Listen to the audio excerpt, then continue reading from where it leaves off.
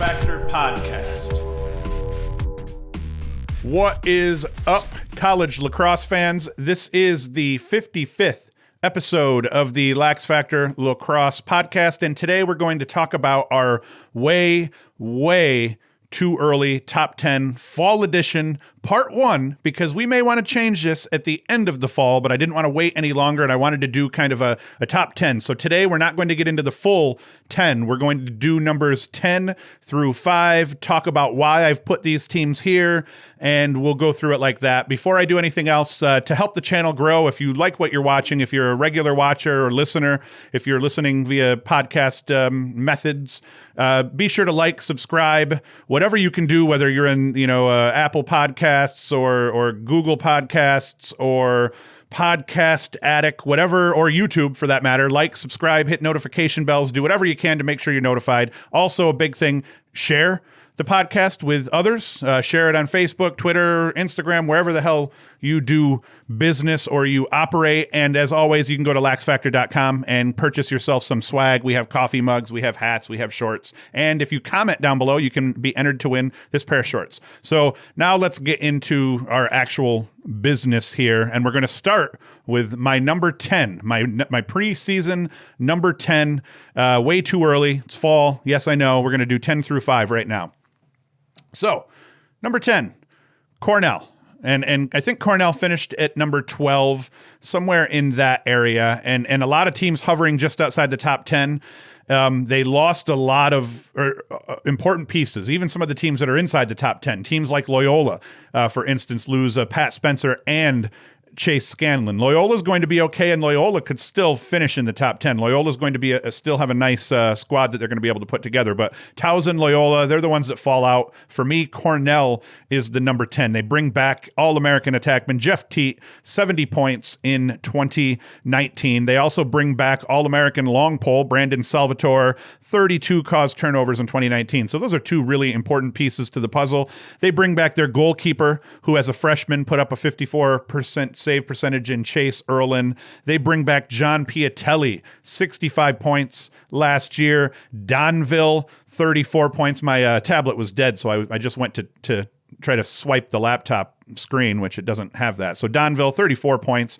And I'm going through a lot of points, but I just wanted to give these guys merit and explain why I put Cornell at number 10. Connor Fletcher returns. And Connor Fletcher, I thought he was poised to trash on the nation last year. And I believe he may have been battling injuries at the beginning of the season, because he only ended up putting up 19 points all in at midfield. And this kid is a beast, a dodger, a downhill dodger with a cannon of a shot. And honestly, I mean, I put him just behind, or I thought last year he was going to have a season just behind guys like Dox Aitken and Costabile from Notre Dame. So I thought that highly of Fletcher. I expect Fletcher is going to improve and get back above 30 plus points here for 2020. Cooper Telesco, he put up 15 last year. Michael Long, number 9 overall recruit attackman, 50-50 scorer at Del Barton. He's coming in and he'll actually complement Teat well, assuming all works out and he's eligible on the field and ready to rock come this spring. So they have an attack spot opening. They certainly have guys that could fill it, but this Long, number 9 overall recruit, you don't want to waste him. So you may see him running with Teat at attack a little bit, and he's a dodging and feeding attackman. So that gives them 3 legitimate threats at attack. Number 11 overall recruit, Angelo Petrakis, faceoff guy. He should help improve their faceoff play. They've been very subpar. Last year they hovered between their two guys about 42%. So bringing in a number 11 overall recruit that's a faceoff guy, this may help. And then Aiden Blake, a two-way midi who's a ground ball hawk. This may help in their faceoff X play also, if this kid can adjust to Division I play quickly, and if these two guys, the faceoff guy and Aiden Blake, can play right away as freshmen, they could elevate that faceoff game. They don't even have to be perfect. If they could just get to 47% or hell on fire above 50. Cornell is going to be much better because you give them the ball on offense, they're going to put points up. So I put Cornell in the area of 10 or 11 wins. They could be a little bit higher than that. They could even be lower than that. The problem that Cornell's going to face is that the Ivy League is stacked, and it is a very tough get no matter who you're drawing on any given day. But area of 10 or 11 wins I think is realistic for Cornell. They're my number 10. Now we are going to do my number 9. First, I'm going to get a drink. Oh, that was probably loud and disgusting for you, but alas, this is where we're at. Number 9, Johns Hopkins. And I think the Jays, they lose some quality and they lose some leadership off their roster, but they bring back Joey Epstein, Cole Williams, and Forey Smith, I think is going to tear it up this year. They're all back to lead the offense, and nobody wants to have to deal with those guys. And then, with Epstein, you're looking at an All-American attackman that put up 48 goals, 25 helpers for 73 points in total as a freshman. Williams, 27 and 19 for 46 points. Forey Smith, 21 and 5 for 26. So 3 huge offensive pieces coming back, even though you lose a guy like Marr. And I forget who else they lost. They lost another midfielder as well. But then you got midfield filling in, or even an attack, depending on how things roll. You got Baskin, 13 and 4. DeSimone, 4 and 13. They complement each other very well. Keogh, 8 and 5. Lots of guys ready to step up. On defense, Rapine and Caldwell, they're back to anchor the D. Darby's back in cage, but as I said in an earlier podcast, I think it was the Hopkins preview I did, Petro is definitely willing to mess and tinker with who he has playing, and they have the number 59 overall recruit, Tim Marseille, whatever it is. But the number 59 overall recruit goalkeeper on campus, and apparently he got time in their first fall ball scrimmage as well. So we don't know who will be in the cage to start, but they have capable keepers, even though I think Darby's just capable. But he could, as I say with goalies, any goalie that was in the 40s for their save percentage, all they have to do is get their save percentage into the 50s to be totally serviceable as a Division I goalie. It's not, it is that hard because the shooters are next level here, but this is what these guys do. So they're just a good, all these kids are just a good defense away from being above 50%. So that could be the case with Hopkins. Area of 9 or 10 wins. Their problem is going to be their schedule. They could only win 8 games again and still get into the tournament depending on how their schedule plays out. But I think they'll improve a little bit, I believe, because I think Epstein is that good. Overall, they don't have any huge monster recruits coming in that I think are just going to step up and rock. I think they're going to pretty much be using their current roster and a couple of the young guys off of that roster. And but I think that their schedule hurts them. So I think 9 or 10 wins would be a huge win for them with the schedule that they end up playing for 2020. And that should be good enough to get them into the tournament as well, especially if they can handle their conference and not lose to anybody other than Maryland and Penn State in conference. I think they'll be good. My number 8 team, Notre Dame. They lose Brendan Gleason and Garnsey. Garnsey, not a huge loss. Gleason is a pretty huge loss. Not only is he leadership that they lose, but he's also points and production, ground balls. Gleason did everything for them. But they get to where, but with Garnsey, at least they got to where they got mostly without him. So Hugh Krantz, he's also gone. That is going to hurt them in the bottom. But Notre Dame's got a lot of nice lacrosse players on this roster, both on offense and defense still. And one of the best mids in the country, one of the best 2 mids in the country, in my opinion, Bryan Costabile, 42 and 6 last year. He is back. Brian Willits, 27 goals and 9 helpers, back. Connor Morin, 23 and 13, back. Wheaton Jacobois, I think they pronounced it. I want to call it Jacoby. It looks like it should be Jacoby. Wheaton Jacoby or Jacobois, whichever it is. I've heard both. 15 and 3, back. Quinn McCann, 9 and 10, back. Tons of talent returning on offense. They also have Restick, Kelty, and Boyer, a handful of guys ready to step up on defense back. Matt Schmidt is back. I believe they also got a fairly highly rated goalie in from this freshman class. So they do have young guys that are going to shoulder the load. No, yeah, the goalie, number 20 recruit in the country, goalie Liam Enteman. Number 26 recruit in the country, Patrick Kavanaugh, the brother of Matt Kavanaugh. So he's their highest rated offensive player coming in. Number 28 mid, Riley Gray. And sometimes, especially with They have an attack spot open, so you may see Kavanaugh step into it or somebody step into it. Maybe it's another young guy stepping into it. You also have number 31 recruit Jake Taylor coming in, so he could step into it. But you end up seeing a lot of times the young mids are the ones that step up. Now, Notre Dame didn't lose a lot in terms of their midfield, so who knows? But they have 4 guys that I just rattled off that should be able to play right away and contribute right away.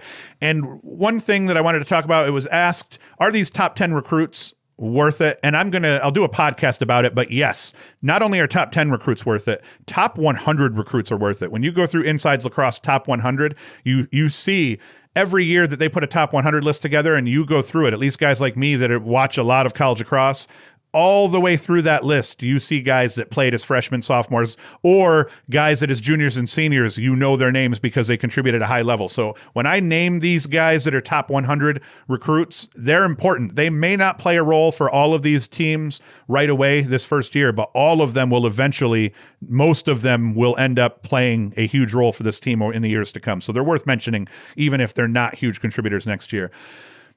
Notre Dame, I put them in the area, 9 or 10 wins. The ACC is going to be tough, but they're going to win probably their non-conference games this season, and which was something they struggled with last year. And I think 9 or 10 wins is reasonable even with an ACC schedule, especially because you get the ACC tournament, assuming they qualify. So Notre Dame, they're my number 8. My number 7, and this is going to piss off my fellow Cuse fans, but Syracuse is my number 7. And you're going to be really angry when you see who I put ahead of them, but I believe that team deserves it. And from here, Syracuse has to earn their ranking. But I think Syracuse is a legitimate preseason 7. And here is why. And as I said, they could be 6. So I'm gonna sidetrack here. They could be 6, but they have to earn their rise beyond all these teams ahead of them, because all of these teams return key pieces and they all have quality in their depth, and Syracuse's quality of their depth still has to be proven. They lost 2 of their leading scorers last year in Solomon and the Bearded Wonder. So, that hurts, and Syracuse has to prove that the guys that they're going to put in place to replace them are going to be worthy of that, one of them being Scanlan. But anyway, I digress. They boast one of the deepest midfield units in the country, so that's reason to be optimistic, and they add all-American midfielder Chase Scanlan. So the Dome faithful, we have reason to be excited. First midfield line, and this is the biggest reason to be excited for Syracuse, not because of Chase Scanlan, because of this first midfield line. Jamie Trimboli, 24 goals, 9 helpers. Curry, 19 goals, 14 helpers. Brendan Curry, both 33 points from the midfield last year without their homeboy, Tucker Dordovic, who should probably be their line mate on this first line this year. He didn't play last year in 2019 due to a season-ending injury. I think that it occurred in the fall, just a lingering injury. But in 2018 as a freshman, 19 goals, 5 helpers. So he comes back with the wisdom of a junior, the eligibility of a sophomore. So that first midfield line is filthy. Then you look at this attack.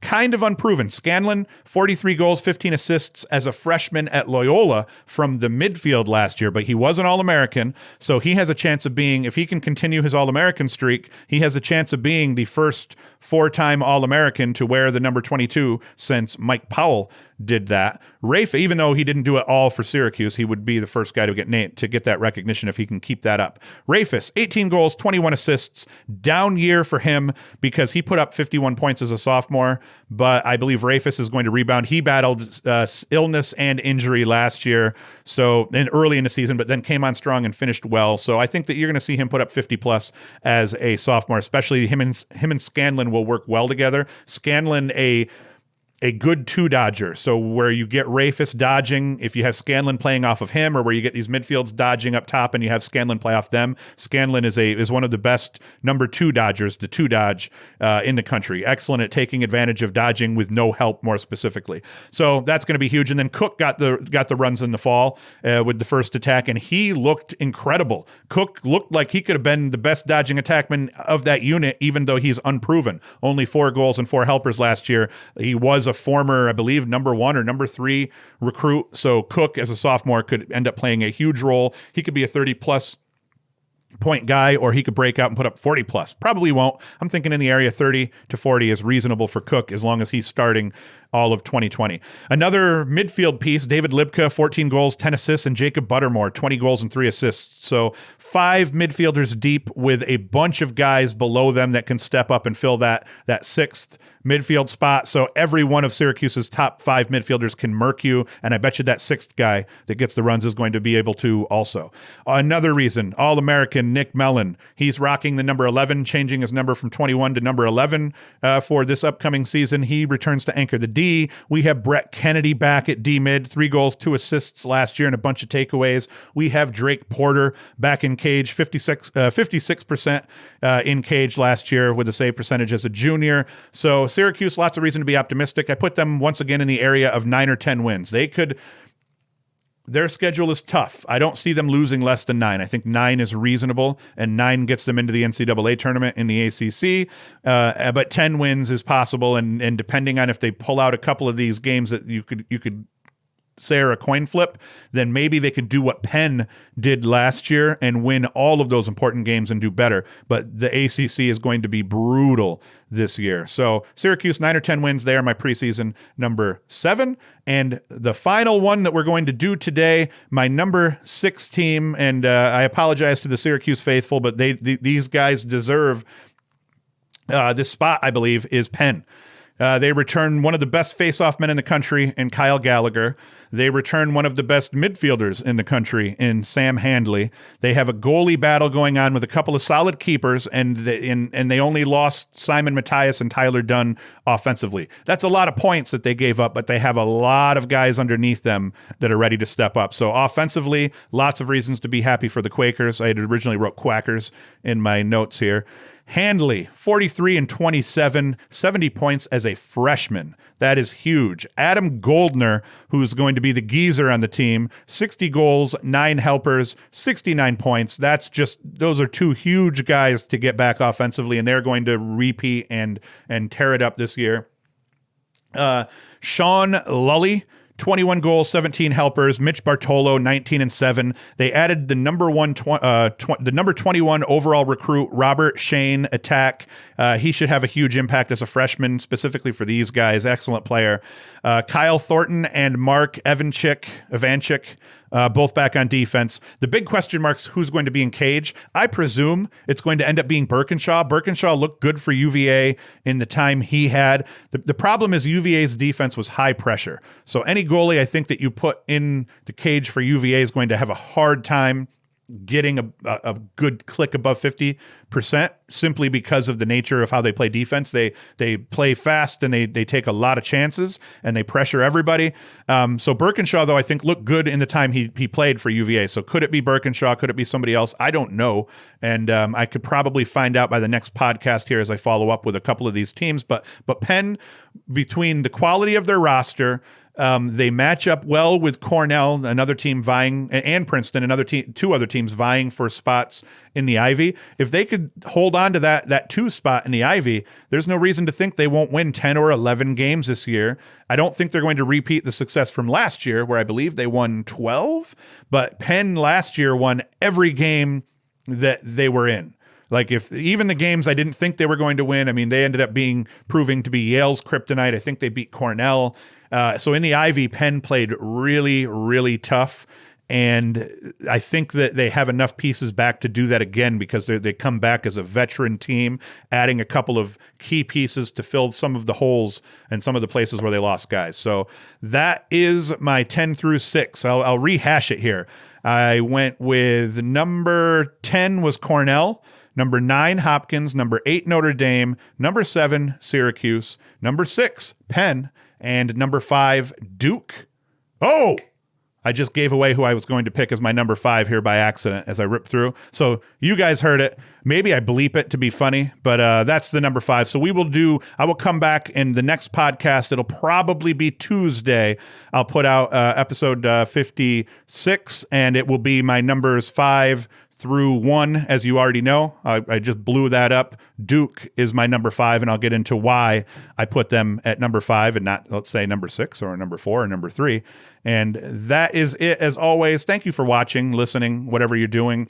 We also have been putting up a blog post with every single podcast that I do more recently. So if you're watching this video on YouTube, you can check in the description. There's going to be a link to the blog post that accompanies this, which you typically will just contain some of my notes and things like that in it, along with the audio version of the podcast, as well as the video embedded in it also. So you can look at the video, the audio, and read a little bit with every podcast. So you can go to LaxFactor.com to view all of our content, every video we do, every blog post we put up. You can always go to LaxFactor.com and check that out. But per video, you could actually look in the description and go directly to this video's home on our website and see everything that we put up there alongside it. Especially for YouTube listeners or watchers, when we put up a 2-part podcast, we usually put up one part Tuesday, the other part Thursday. So for the YouTube listeners, if you want to listen to that whole podcast, you can go to LaxFactor.com. Same thing. When we put a part 1 up, you can hear part 2 you can hear part 2 immediately because you can listen to the full audio podcast.